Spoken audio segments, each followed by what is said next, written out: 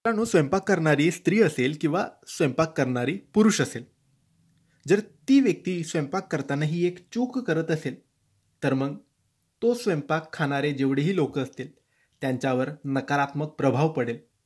ही चूक कोणती?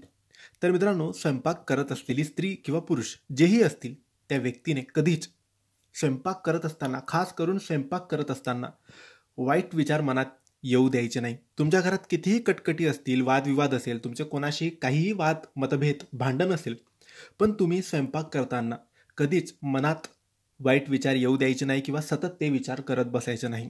कारण हे विचार जर आपण करू, तर आपण जो स्वयंपाक करतोय त्यामध्ये सुद्धा ती नकारात्मकता किंवा ते विचारांची ऊर्जा उतरते आणि मग जे लोक आपल्या घरातली ते जेवण करतील त्यांच्या मनात सुद्धा तीच ऊर्जा प्रवेश करेल.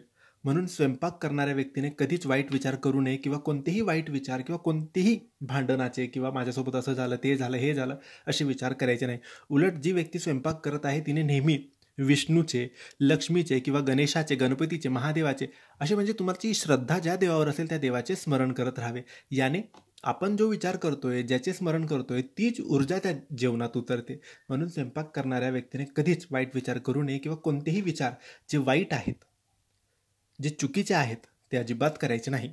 धन्यवाद.